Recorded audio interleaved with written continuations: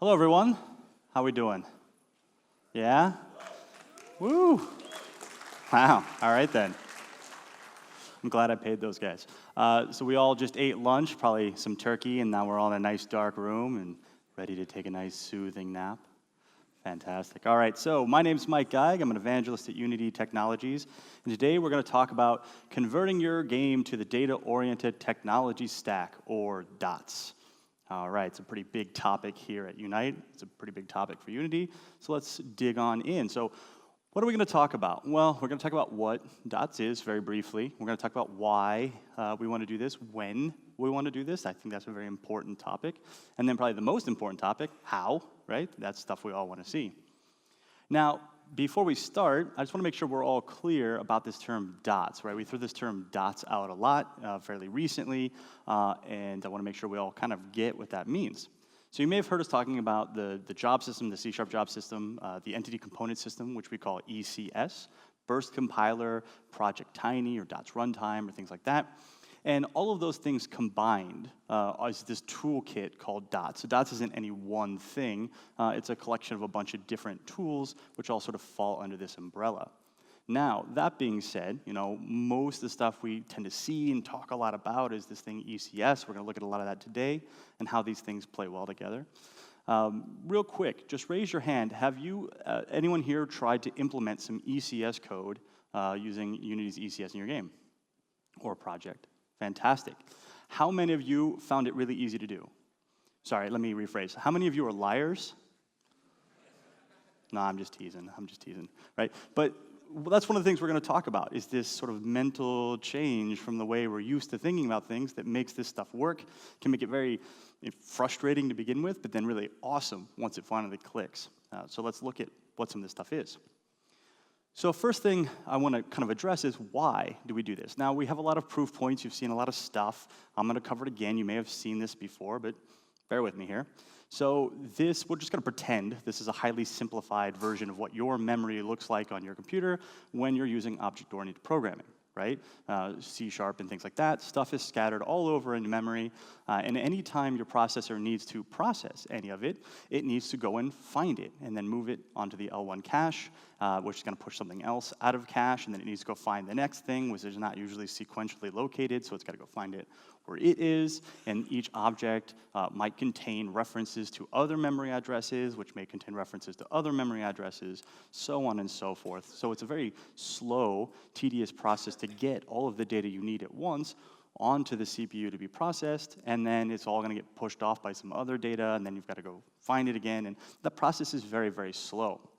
So one of the things we're talking about with ECS, with the entity component system, is structuring our data so it's much more organized, much more contiguous in memory, so that we can not only grab a single record, but then we can prefetch the next ones, because we know we're going to need the next ones, and we're not just going to end up prefetching garbage and things like that. So we're talking about streamlining the way we think about our data and the way we load our data, so that when we want to process our data, it can just be processed in serial. Now, with ECS, we don't actually restructure memory so it lines up like this. We have these chunks, but this is kind of, like I said, a highly simplified version of performance. We're going to move quickly, right? So that when it's time to run, we perform. And that's kind of what ECS does. And then we build on top of that, and we talk about the job system. And what the job system does is it allows us to break up our logic into these jobs, which can then be run parallel to each other, so we can utilize all of our cores, right? It's also really cool for anyone who's ever written basically multi-threaded code. It can be very, very frustrating and just annoying when sometimes it even ends up being slower and you don't know why, and you've got deadlocks and race conditions and all these things. And our job system does a very good job of just letting you focus on the logic and letting us focus on the threads and things like that. It's very, very cool. Finally, we have like the super awesome whipped cream cherry on top with the burst compiler, which just auto-magically gives us tons and tons of performance. There's tons of videos online about it and stuff like that. We're going to see some of that performance. Just really, really cool ways of taking advantage of your particular hardware to just have some really, really awesome performance, which can be actualized in a few different ways we'll talk about. Now, one thing we don't talk about too much, but I definitely feel that we need to talk about, is when to integrate DOTS in your projects. We talk a lot about DOTS is the future, and it's awesome, and it does this, and it does this. But we really do need to address that dots, doesn't cover everything yet. So what are we talking about? When do I recommend implementing dots? Well, if you have a specific problem, right? If you have a game right now that runs completely fine with no problems whatsoever, and you want to convert it to dots, maybe wait, right? Maybe it's not worth it just yet.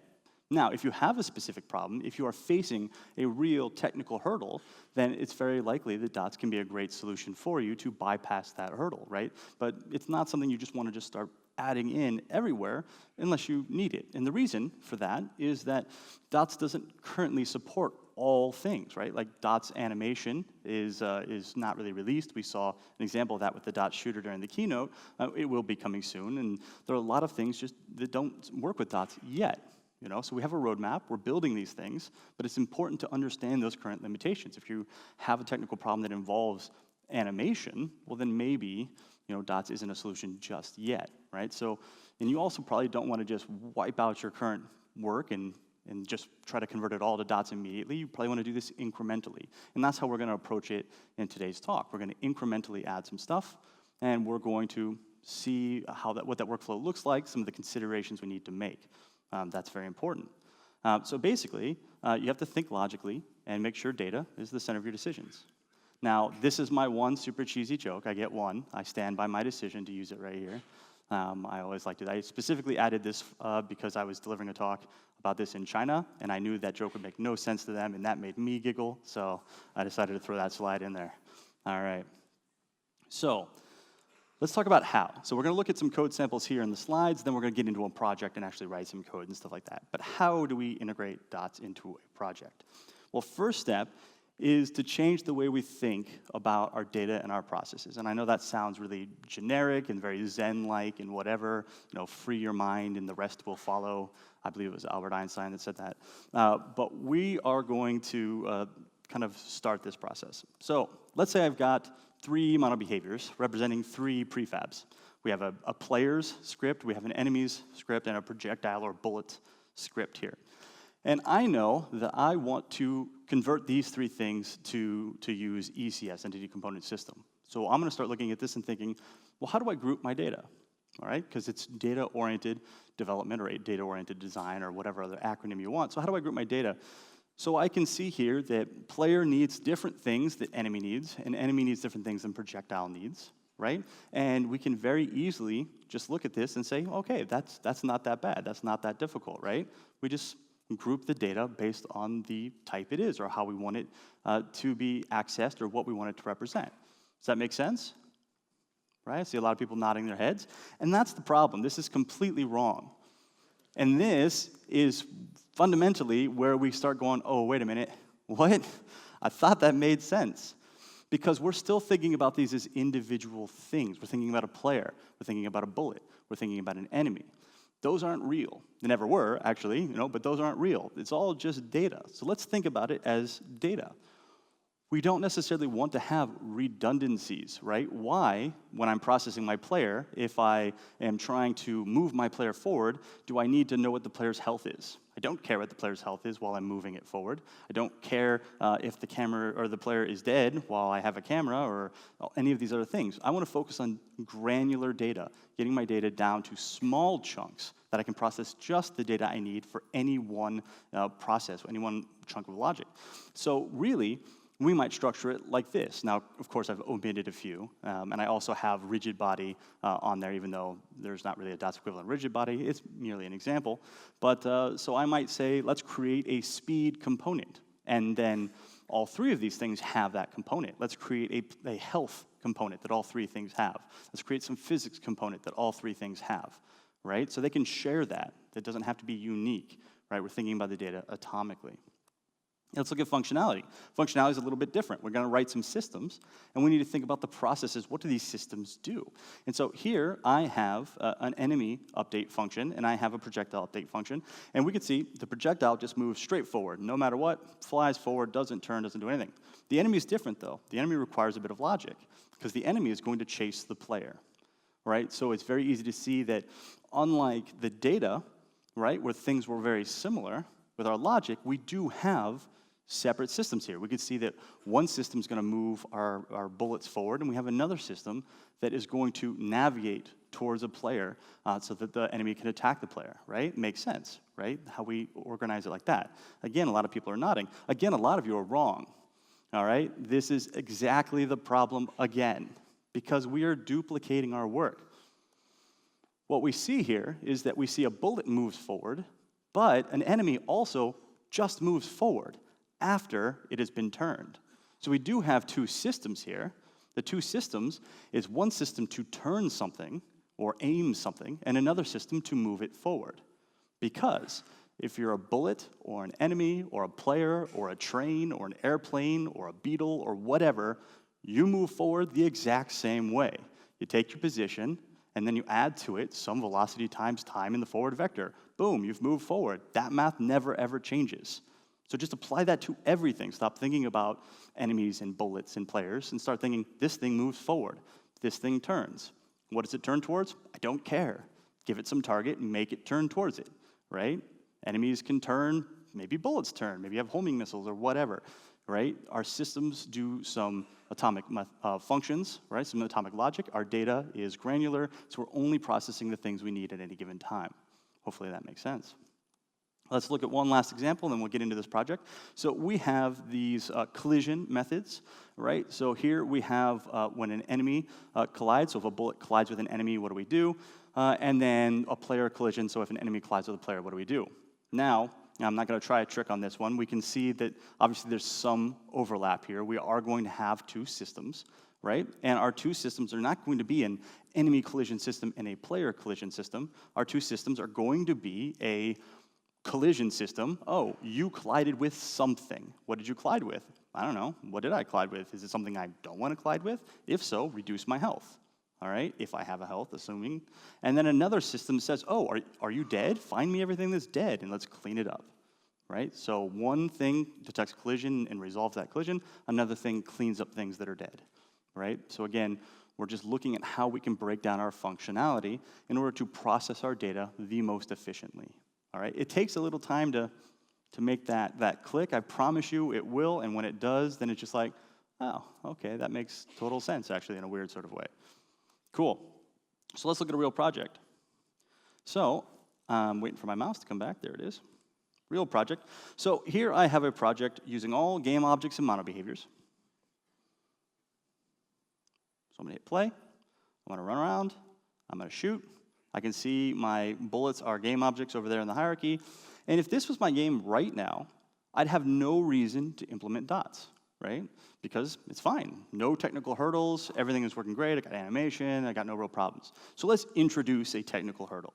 Let's say I am instructed that we would like to have a spread shot, like a shotgun for this character. And let's also pretend that other methodologies like object pooling and particles and things don't exist. So I literally have to spawn a bunch of bullets. Let's just pretend. It's an example. So I'm going to come over here to my player shooting script, and I'm just going to say, all right, let's use spread shot, which is going to spawn a grid of 20 by 20 bullets 10 times a second, 400 bullets. Cool. And I'm going to hit play. And now, all of a sudden, what I'm going to notice is I have introduced a real technical hurdle. Okay. Well, that's not great. Fantastic. So I have a real technical hurdle. So what I'm going to do is I'm going to approach dots as a means of correcting that. Because again, for whatever reason, I have to spawn these things. I have to maintain these things as actual individual things. Use whatever mental logic makes sense in your mind, but we're going to pretend here. All right, so I've got to do this. So the first thing I want to do is, how do I turn my bullets into an entity? Right? Now, this used to be fairly complex, and you had to create a bunch of different things, and it was all this code to do it. It actually has gotten very, very simple in dots. Before I would do that, actually, I would come up here to my window and go to Package Manager and just grab entities and install it, which is already in there. So I'm just going to go ahead and say, cool, I got that. And then I have a script on my bullets. So if I go to my prefab where my bullets live, right here, bullet, I can see that my bullet prefab is a game object, has a mono behavior on here that makes it move forward 50 units per second, has a lifetime, so bullets live for 1 second before they get cleaned up. Has a capsule collider, rigid body. There's nothing dot specific on here, just mono behavior. And so what I'm going to do is I'm just going to go ahead and open that mono behavior. And I'm going to see here, here's my projectile behavior script. And the first thing I'm going to do here is I'm going to increase the font size so you can all see it better. There we go. The second thing I'm going to do here is I'm going to make this implement the convert game object to entity interface. Well, that's a nice one there. And I'm going to let Visual Studio auto implement that interface for me. And what that does is it adds this method here called convert.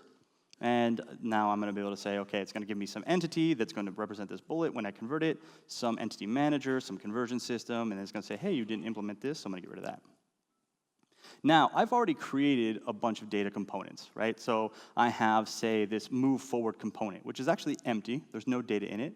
It basically just says anything that should move forward, we'll put in there.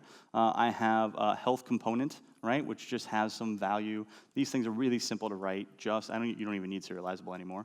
But just public struct, it's iComponent data, and then whatever data is in it, right? Just purely data. And I've got a few of these already written. So I'm going to add some. So I'm just going to say manager dot add component. All right, like this. I'm going to add it to this entity that will represent my bullet. And I'm going to say add a component that is the type of a move forward component, just like that. Now, in my convert method, all I need to do is specifically tell it how to convert the things that are unique to my game. Transforms and mesh renderers and all that stuff gets converted for me. I don't have to deal with graphics and rendering and all that, unless I want to. But I'm specifying the stuff that's unique to my game. My bullets move forward. That's the thing I wrote, so I'm telling them I want to use it. Now, I also need to specify how fast. So I'm going to create a variable type move speed, another one of those data components, which I'll just call move speed, just for the sake of argument there. We'll say equals new move speed here. And inside here, I'm going to say the value of that move speed is going to equal the speed of my bullet, just like so. And I'm going to say, hey, manager, again, I want you to add some component data this time. So add component data onto my entity, and this time I'm going to pass in my move speed, so that's going to add that component and give it some speed. One last one is I want my bullet to clean itself up after a while here, so I'm going to create a new time to live, which I'll call TTL, equals new time to live. There we go. And inside here, again, I need to pass some value, and that's going to equal the model behavior variable lifetime, which I have there in the inspector. And I'm going to again say, hey, manager, need you again. I'm going to add some data to my entity. This time it's going to be my time to live. There we go. So all the stuff that's built into Unity is converted for me. All the stuff that's unique to my game, I've just specified that I need here. Fantastic.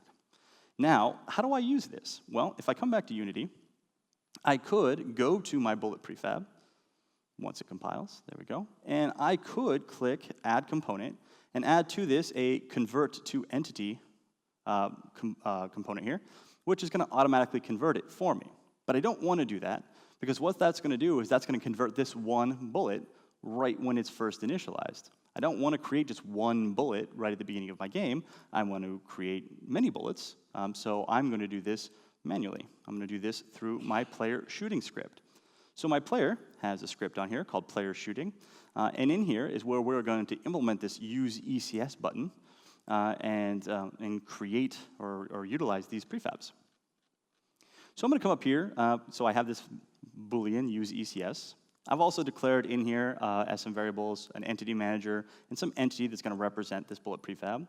And during start, if I've said, yes, I'd like to use ECS, I'm going to convert my game object bullet into an entity bullet. So I'm going to first say, hey, manager. So we need to find the manager, and that's going to be found by saying world.active.entity manager.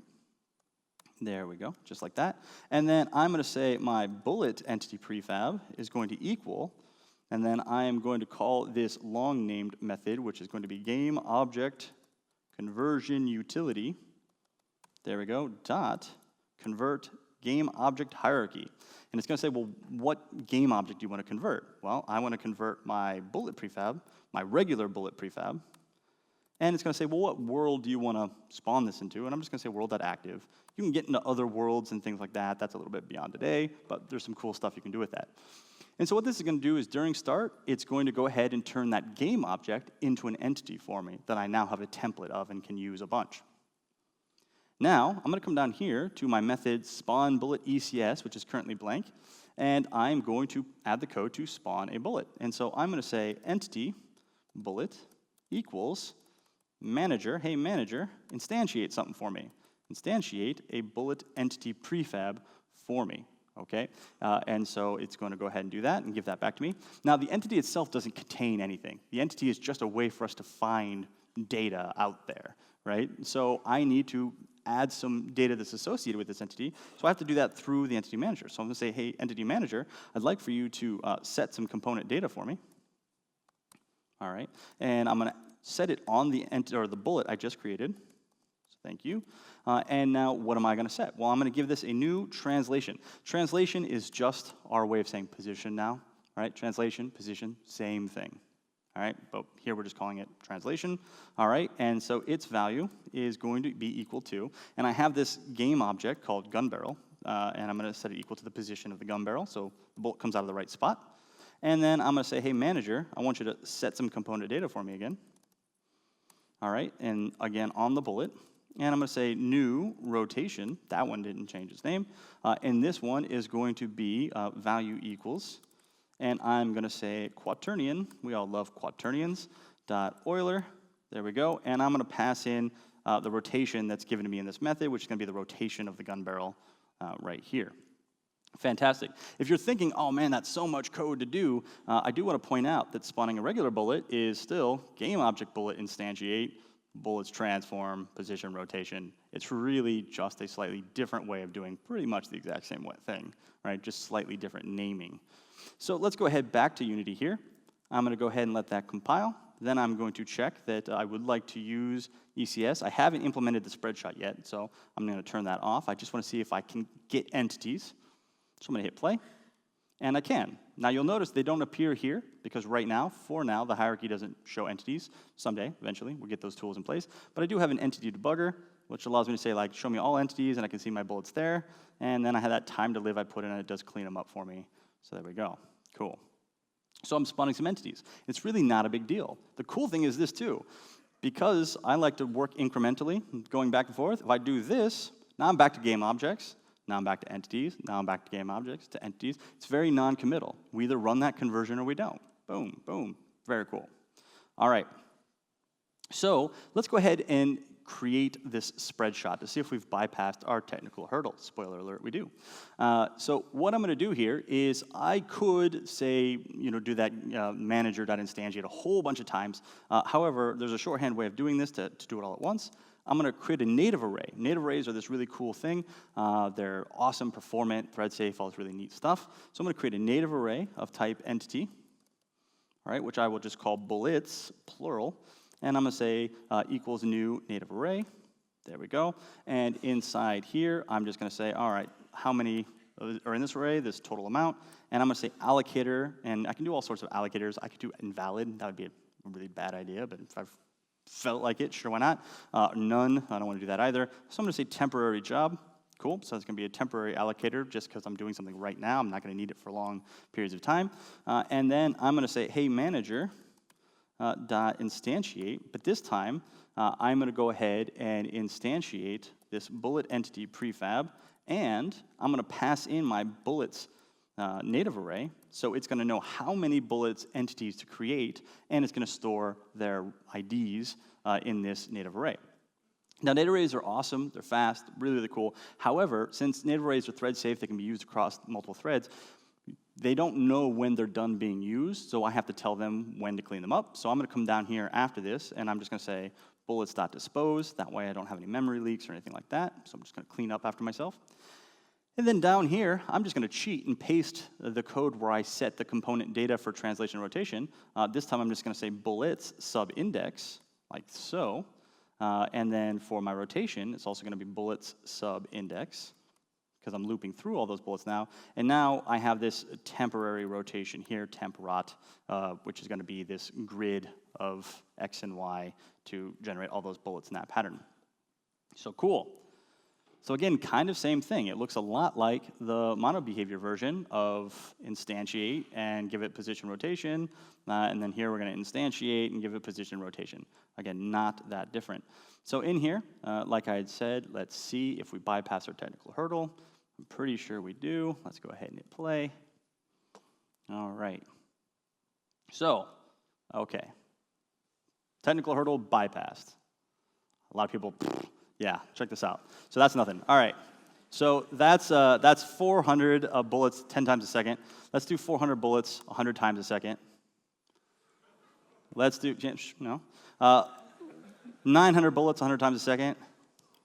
Okay, let's do 1,600 bullets 100 times a second.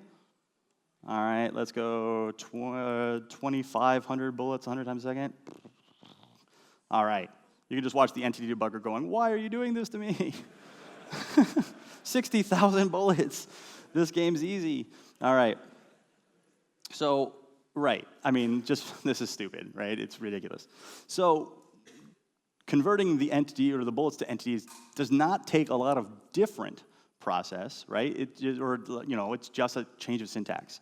I didn't have to do these crazy difficult things, and it's very non-committal. Like I said, if I really want to go back to using game objects and experience the same technical hurdle, all I need to do is turn off that checkbox, and I'm back to using game objects and going, oh, this sucks. Why'd I do that? Cool. Now, the next thing I want to look at is how do we approach writing systems? So that was the data, all right? We looked at how we structure some of that data, and we looked at how we can convert something very easily. That conversion workflow is awesome because it means I can work in game objects, I can work with all the stuff I'm familiar with, just at runtime, turn it into entities, and fantastic. But I want to focus on now the logic. So I'm going to go ahead and turn on my enemy spawner. Now, I've done the same thing with my enemy spawner where I can use game objects or I can use ECS. I just have it already checked to use ECS, and I'm going to turn it on. But it's kind of the same process where it has either an enemy as a game object or an enemy as an entity, and I can just choose which one I want it to spawn. So it's going to spawn some enemies here. I'll hit play. And where are my enemies? Find me an enemy. There's one. So the enemies are there, and I can shoot them. Pay attention to me. But I really want these enemies to chase me, right? That's kind of part of the game. So as much fun as this is, I would much rather have some form of challenge, if you can even call it that, to my game. So I'm going to write a system, which I'm going to call turn towards player system. Now, I do want to point out that I'm almost breaking my own rules here, because I called this system turn towards player system. However, it doesn't have to, it shouldn't be turned towards player. Player isn't a thing. There's no such thing as player. It's all just data. I really should have called it turn towards something system, turn towards whatever you want system, turn towards who cares system.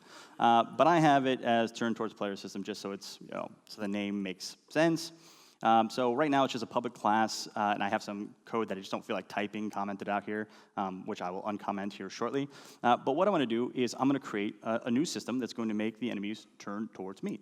So the first thing I'm going to do here is I want to control the timing, right? I want my enemies to turn and then move. I don't want them to move and then turn. So at the very top of my system here, I'm going to say update before, and then I'm going to say type of, there we go, and this is going to be the move forward system. So I'm just going to say, hey, this system updates before that system, so these things work in the correct order. Fantastic. Now, my turn towards player system is going to inherit from job component system. You can also do component systems, but by doing job component system, they're all spread out using the job system across multiple worker threads. If I just did a component system, it would run on the main thread and could potentially be a blocker. So we want to use job component systems as often as we can. And now Visual Studio is going to freak out, so I'm going to let it implement the abstract class for me. So a job component system has to have a protected override job handle on update, which reads in some input dependencies and returns back some input dependencies, which I don't have yet, but I'll get there in a moment. Now, besides that, since it's a job system, I need to create a job, the thing that it's going to do. And these systems have a couple parts. The first part is some query, which specifies what data you're operating on, and then some execution. What do you do to that data? And we're not saying, find me all the enemies, find me all this, find me all that. We're just going to specify data that we want. So I'm going to say struct, nope, not stack trace utility, struct, trying to help, I appreciate it. Then I'm just going to call this turn job, whatever. And I have a lot of different things I can do. I could do like an iJob, I can do an iJob chunk, I can do iJob for each with entities, and I could do iJob parallel fors and whatever. I'm going to do an iJob for each, right? And I'm going to specify my query right here. It's a nice shorthand way. I could create entity queries and do all these really complex things, but this is a nice shorthand way of saying, hey, I want a job, and this is what I want you to operate on, all right? So iJob for each, and I'm going to say translation. Find me everything that has translation and rotation. Thank you very much. That is what I'd like. So this is our query, and it's going to say, hey, you need to implement that. So again, code complete to the rescue. So I'm going to rename this to like position, and this one to say rot for rotation. There we go. So it's going to say, all right, so find for me everything with a translation and a rotation, and in my execute method, for each entity that matches that query, I'm going to get its position and its rotation, and I can do something to it. So it's saying, give me this data. I'm going to chop it up, do something to it. I'm going to put it back. Now give me the next set. Chop it up, do something, put it back, right? So inside here, I'm going to go ahead and write the code that's going to allow us to turn towards our player. Now, where is the player? I don't know. We're only asking for translation and rotations of the entities. What about the player? Well, the entities don't know that. I'm about to tell them that. So I'm also going to provide to my job some outside help. So I'm going to create a public float3 player position. And I'm going to pass that into my job a slightly different way. So here inside execute is this code here that I didn't want to type out. So I'm just going to cut that, paste it, and then uncomment it.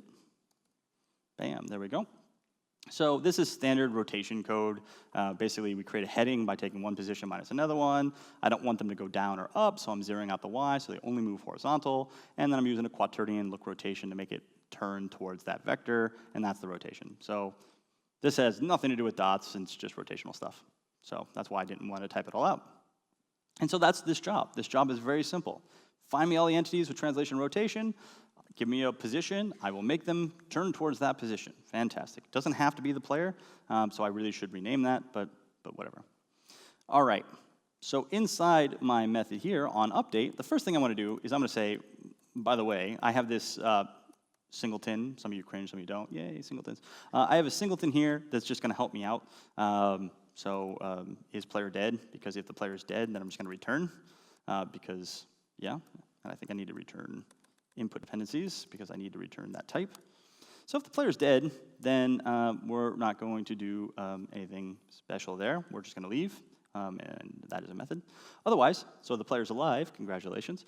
So I'm going to create a variable. So job is going to be equal to, this is going to be my new turn job.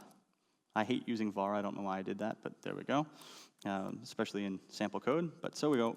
Turn job, and I need to specify what this turn job's player position is, and again, settings to the rescue, player position here. So there we go. So I'm just saying, all right, let's create a new job. Also, I'm team new line. I don't like it when people put curly braces on the same line. That's me. So job in the player position is this, so that's how we're getting that information up here. Finally, so I've created a job, I've given it the data it needs, I need to schedule it. Job, get to work. Job.schedule, and I'm going to say, yeah, you're doing this now, and here are your input dependencies. So that's what was read into this method right up here. That's how we structure our ordering. So we can say, okay, well, you need to wait and do this, or these are the things you have to wait to be done before you run, and so on and so forth. And we need to return back a job handle, so I'm just going to return back the result of this scheduling so that the next thing can use them as dependencies and whatever, and we can set up this structure here. So there we go. We've created a job. All right, so we've defined the actual work to be done, which needs each entity's translation and rotation, also needs some position.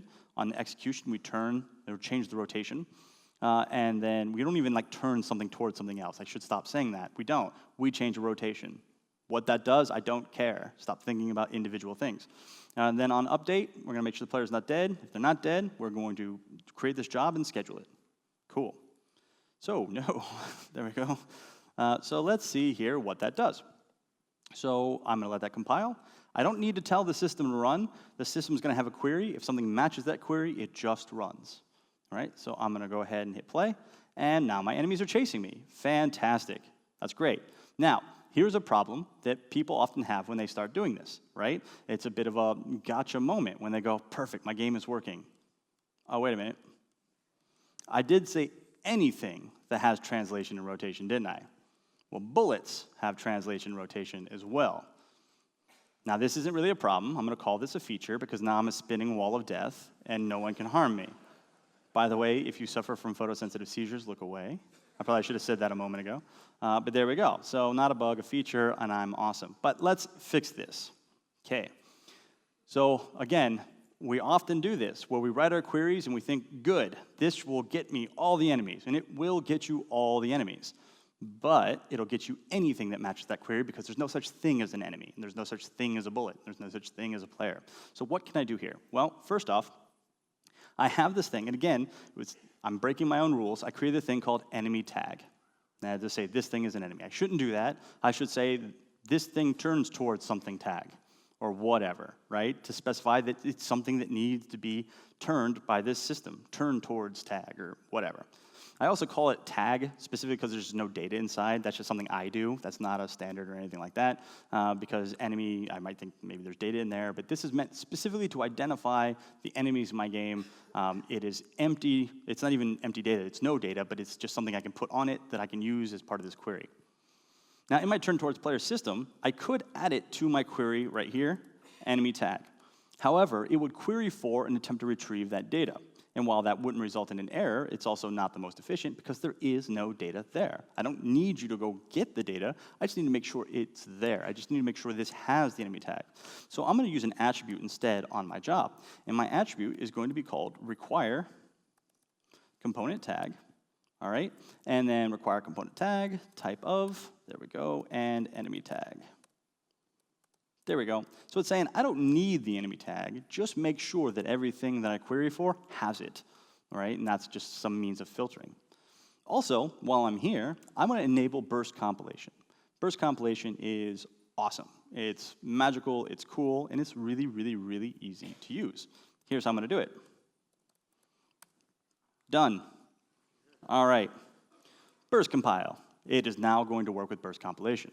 Fantastic. Most people always say, well, if it's so awesome and so great, why would you ever not use it? Exactly.